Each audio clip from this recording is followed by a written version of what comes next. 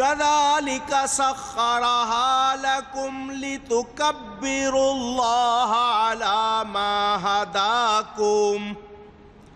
یوں ہی ان کے اللہ فرماتا ہے یوں ہی ان کو تمہارے بس میں کر دیا کہ تم اللہ کی بڑائی بولو اس پر کہ تم کو ہدایت فرمائی.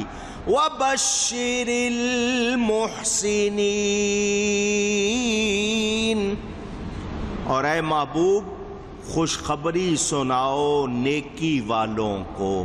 پہلے کہا تھا خوشخبری سناؤ عاجزی والوں کو، اب فرمایا نیکی سناؤ.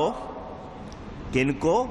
خوشخبری سناؤ نیکی والوں کو. دھیان دیجئے میرے دوستوں اور بزرگوں،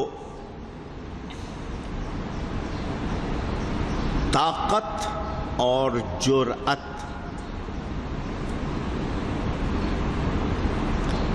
اگر میں مثالیں دینے لگوں جانوروں کی انسانوں کی بات بڑی لمبی ہو جائے گی.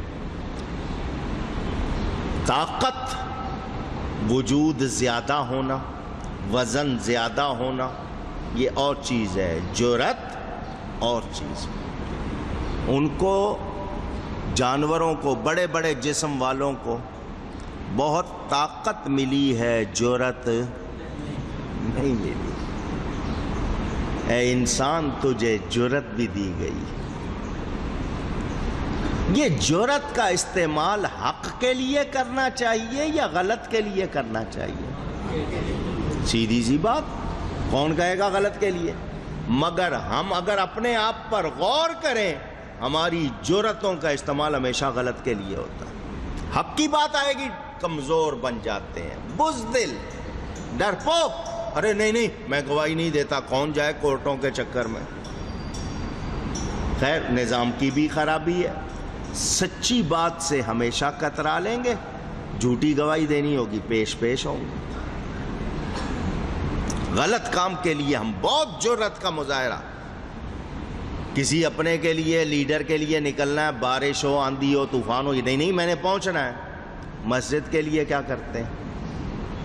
ارے نہیں یار بارش ہے کپڑے خراب ہو جائیں گے، چلو گھر میں ہی رہ لیتے ہیں. جہاں جرأت دکھانی ہے وہاں سستی، اور جہاں ہمیں ذرا اپنے آپ کو سنبھالنا وہاں جرأت دکھاتے ہیں. سوچیں، یہ قرآن ہے آپ کے سامنے رکھ رہا ہوں. اے انسان اپنے کردار پر غور کر. کہاں جرأت دکھانی ہے؟ جب حق کا معاملہ آئے وہاں سستی ہے. نہیں رہنے دو بھائی خطرہ ہے بہت. اور جہاں دوسرا معاملہ وہاں آگے بڑھ رہے ہیں. اور وہ لوگ جو تخریب کاری کرتے ہیں، فساد کرتے ہیں، خون ریزی کرتے ہیں، ان کو دیکھ لیں ساری جرأت غلط کے لیے ہے ان کی یا نہیں ہے؟ نیکی کے لیے کہیں. اچھا میں عام مثال دے دوں، چوری کرنے میں محنت ہوتی ہے یا نہیں؟ پوچھ رہا ہوں. آسانی سے ہو جاتی ہے چوری؟ زیادہ محنت ہوتی ہے. مزدوری آسانی سے ہو جائے گی، چوری میں محنت زیادہ. مزدوری میں خطرہ کوئی نہیں ہے، چوری میں اونچی خطرہ ہے. وہاں جرأت دکھا رہے ہیں. آدھی رات کو اٹھنا بھی تیار، سردی ہو گرمی ہو، جان کو خطرے میں ڈالنا بھی، کیا کچھ کرنا پڑتا ہے وہ سب کرنے کو تیار. وہاں جرأت دکھا رہا ہے. جرأت کہاں دکھانی چاہیے تھی؟ اے انسان ذرا سوچ. تجھے بتایا گیا اگر یہ سب کچھ اللہ تعالی ہمیں نہ بتائے تو پھر بتائیں ہم ہلاک ہو جائیں گے یا نہیں ہو جائیں گے؟ اور ہمارے نبی پاک صلی اللہ علیہ وسلم نے آسانی فرما دی. ایک شخص مانگ رہا تھا، بڑی مشہور حدیث ہے. حضور صلی اللہ علیہ وسلم کے پاس آیا.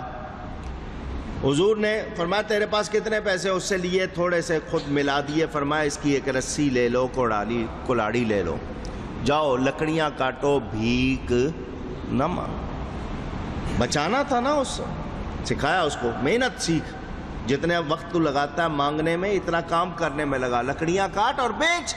کچھ ہی دنوں میں وہ امیر ہو گیا. وہ سکھایا کیا؟ کہاں جرأت دکھانی ہے، ہمت کہاں دکھانی ہے؟ آج ہمارے ہاں گناہ کو پالا جاتا ہے. گناہگار کو زیادہ پالا جاتا ہے۔ گناہ کو اس معاشرے کا کوئی مجھ سے پوچھے نا سب سے بڑا جرم کیا ہے اس معاشرے کا، وہ یہ کہ اب ہم گناہ کو گناہ نہیں کہتے، نہ گناہ کو گناہ کہتے ہیں نہ گناہ کو گناہ سمجھتے ہیں، اسی لیے اس پہ دلیر ہو گئے۔ جب گناہ گناہ ہی نہیں رہا ہماری نظروں میں تو پھر اب ہمیں کیا؟ اور یہ آپ یاد رکھیں، گناہ کو گناہ نہ کہنا یہ سب سے بڑا گناہ ہے، اور ہم اس میں پھنس گئے۔ اب وہ رشوت ہو ہمارے نزدیک جب گناہ ہی نہیں ہے تو پھر کیسے رکیں گے؟ وہ خون ریزی ہو جب گناہ ہی نہیں ہے تو کیسے رکیں گے؟ ملاوٹ ہو جب گناہ ہی نہیں ہے تو کیسے رکیں گے؟ تو ہم گناہ پر راضی ہو گئے ہیں، اور جو قوم گناہ پر راضی ہو جاتی ہے پھر اس میں یہی فساد ہوتا ہے، اس میں سے کوئی برکت رہتی نہیں ہے۔ یہ اس معاشرے کا سب سے بڑا المیہ، گناہ کو گناہ نہیں کہنا۔ اللہ فرماتا ہے بس یوں ہی ان کو تمہارے بس میں کر دیا تاکہ تم اللہ کی بڑائی بولو۔ یہ جو کائنات پر تمہیں تھوڑا بہت جتنا بھی تصرف حاصل ہے، روحانی قوت ہے، جسمانی قوت ہے، تمہیں جو نعمتیں حاصل ہیں، تمہارے تابع جن کو کر دیا ہے، تو یاد کیا کرنا ہے؟ یہ نہیں خود کو بڑا سمجھنے لگ جانا ہے، رب کی بڑائی بولنی ہے۔ کیا کہنا ہے؟ اللہ بہت اونچی کہیے، اللہ بہت بڑا ہے، تخت پہ بیٹھ کے اکڑنا نہیں ہے، اللہ کی بڑائی بولنی ہے۔ یاد رکھنا ہے کہ میں نے بھی کسی کے سامنے پیش ہونا ہے۔ یہ احساس رہے تو انسان سے خطا ہوتی نہیں۔ یہ تقویٰ، پھر وہی بات آئی، نبی معصوم ہیں، گناہ کر ہی نہیں سکتے، معصوم عن الخطا، کوئی شبہ نہیں۔ اعلان نبوت سے پہلے بھی، اعلان نبوت کے بعد بھی نبی ہر گناہ سے اونچی کہیں پاک ہے۔ جو نبی کے لیے گناہ مانے وہ مسلمان نہیں، نبی معصوم، مگر انہوں نے عاجزی کی ہے، روئے۔ حضرت ابراہیم علیہ السلام کیا کہتے ہیں؟ وَلَا تُخْزِنِي يَوْمَ يُبْعَثُونَ، یا اللہ کل قیامت کے دن بری بز میں جہاں سارے جمع ہوں گے مجھے شرمسار نہ کرنا۔ خلیل اللہ، خلیل کہتے ہیں گہرے پیارے دوست کو، اللہ کے نبی معصوم ہو کے کہتے ہیں یا اللہ کل قیامت کے دن بری بز میں مجھے شرمسار نہ کر۔ اور ہم ابھی سے ہی اکڑ رہے ہیں، ہم ابھی سے ہی اکڑ رہے ہیں۔ دیکھا جائے گا کیا ہوگا زیادہ سے زیادہ، یہ ہمارے جملے ہوتے ہیں۔ لیکن مسلمانوں تمہیں شان ملی ہے، عزت ملی ہے، نبی کی نسبت کا انعام ملا۔ آؤ وہ بات سنائی ہے تو یہ بھی سناؤں، یہ بھی قرآن۔ اللہ فرماتا ہے یوم لا یخزی اللہ النبی والذین آمنوا معہ، قیامت کے دن اللہ اپنے نبی کو شرمسار نہیں کرے گا۔ نبی تو پیارا ہے، حبیب ہے، نہیں جو ایمان لا کر نبی کے ساتھ ہو جائے گا اللہ اس کو بھی شرمسار نہیں کرے گا۔ نسبت مصطفیٰ کا انعام۔ مگر مجھے اور آپ کو کیا کرنا چاہیے؟ نادم ہونا چاہیے گناہوں پہ یا اکڑنا چاہیے؟ مولانا حامد صاحب نے نعت میں بڑا پیارا شعر کہا، کہتے ہیں ندامت ساتھ لے کر حشر میں اے آسیو جانا، سنا ہے شرم والوں کو وہ شرمایا نہیں کرتے، سنا ہے شرم والوں کو وہ شرمایا نہیں کرتے۔ میرے پیر و مرشد حضرت صاحب کرما والے رحمت اللہ علیہ فارسی کا یہ شعر شیخ سعدی کا بہت پڑھا کرتے تھے. شنیدم کے در روز امید و بیم، شنیدم کے در روز امید و بیم، بدارا بنے کا ببخشد کریم. فرمایا سنا ہے کل قیامت کا دن خوف امید کے درمیان بڑا سخت دن، سنا ہے اس دن نیکوں کے صدقے بدوں کی بھی مغفرت ہو جائے گی. وہ کریم ہے معاف کر دے گا، مگر ہمیں گناہ پر جرأت ہونی نہیں. جرأت کس پہ ہونی چاہیے؟ نیکی پہ، کہ نیکی کرنے میں آگے بڑھیں. ہم گناہ میں بڑھتے ہیں، یہ اچھی بات. مسلمان کی شان کیا ہے کہ گناہ پر جرأت نہ کرے. مسلمان کو کیا چاہیے؟ گناہ پر جرأت اونچی. ایک بات سنا رہا ہوں آپ کو، مسلمان کیسا ہونا چاہیے. واقعہ آپ نے سنا ہوا ہے، پھر سن لیں. روم ایک ملک ہے، اس کا نام قرآن میں آیا ہے. الف لام میم غلبت الروم پوری سورت ہے. اس روم کا سفیر آیا حضرت عمر کے زمانے میں مدینہ منورہ حضرت عمر سے ملنے، سفارتی تعلقات کے لیے.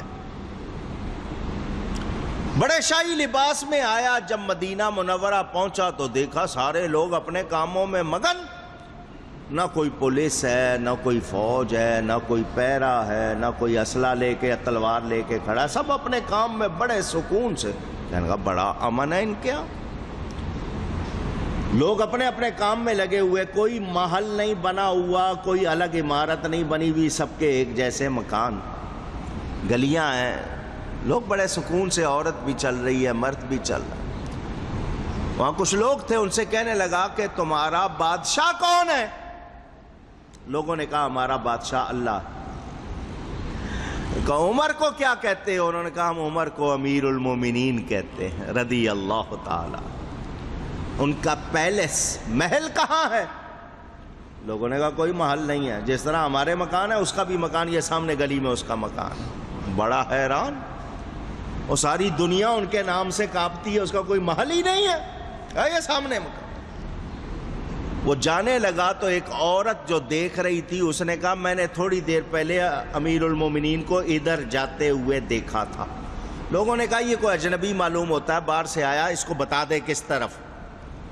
اب وہ سفیر ساتھ چل رہا ہے. یہ سفیر بڑے چالاک ہوتے ہیں، کیونکہ ان کا کام ہے دوسرے ملک میں جا کے ان کی باتیں ٹٹولنا، کیسے ان کے ساتھ چلنا ہے، کیا کرنا ہے، کوئی مسئلہ ہے تو کیسے نمٹنا ہے. تو ذرا ذہانت میں تیز ہوتے ہیں. اس نے کہا میں ذرا جائزہ لوں کہ عمر کا حال کیا ہے، لوگ ان کے بارے میں کیا کہتے ہیں. اس نے عورت سے پوچھا تم عمر کے بارے میں کیا کہتی ہو؟ ہماری کوئی ہوتی تو کیا کرتی؟ پٹارا کھول دیتی. یہ ہو رہا ہے، یہ ہو رہا ہے، یہ ہو رہا ہے. جس طرح ہم سب کا حال ہے، اپنے ملک کی شکایت تو ہم سب کرتے ہی ہیں کیونکہ حالات برے. اس عورت نے 2 لفظ کہے. 2 کتنے؟ اس نے کہا لا یخدع ولا یخدع. لفظ وہی ہے زیر زبر کا، ایک میں زبر ایک میں پیش. تو حضرت عمر کے بارے میں جاننا چاہتا ہے کہ وہ کیسے ہیں؟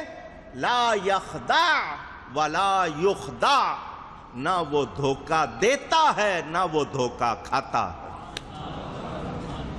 سفیر وہیں ٹھنڈا ہو گیا، پوچھنے کی ضرورت نہیں پڑی، آگے پوچھنے کی ضرورت نہیں پڑی. مسلمان کی شان کیا ہے؟ نہ دھوکہ دے نہ دھوکہ اونچی. آج مسلمان کا حال کیا؟ دکھاتے سیمپل کچھ ہیں، مال کچھ دیتے ہیں. انوائس ذرا زیادہ بنا دو، پیسے بچانے ہیں، کس طرح قومی خزانے کو نقصان پہنچانا ہے. کک بیک ہیں، اندر کھانے مجھے کتنا فائدہ ہوگا، وہ کتنا مجھے واپس کرو گے. لیا ہے گورنمنٹ کا ٹھیکہ، پیسے اپنی جیب میں ڈال رہے ہیں. ہمارا تو یہ مسلمان کا کیا؟ نہ دھوکہ دے نہ دھوکہ کھائے۔ وہ صاف صاف چل رہا ہے۔ وہ حضرت عمر آگے میدان میں ایک درخت کے سائے میں اکیلے سو رہے ہیں۔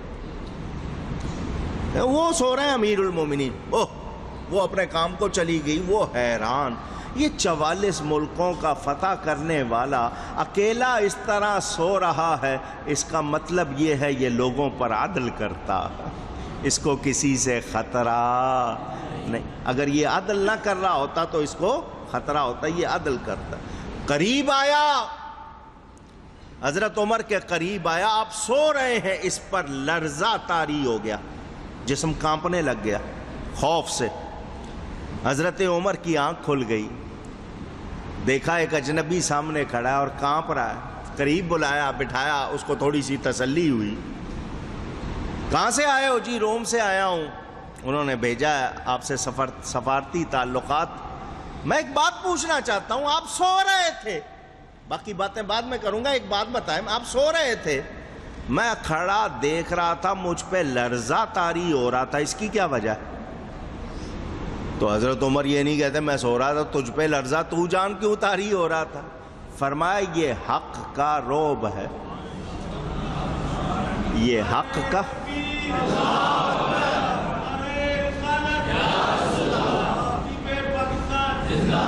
یہ حق کا رعب ہے۔ اس نے کہا حق کیا ہوتا ہے؟ آپ نے اس کو سمجھایا، اس نے کہا سفارتی تعلقات بعد میں قائم ہوں گے، پہلے ایمانی تعلق قائم ہو جائے۔ میں مسلمان ہونا چاہتا ہوں۔ اس نے پیغام بھیج دیا، میں ان کا غلام بن گیا ہوں، کسی اور کو سفیر بنا دو۔ تقویٰ۔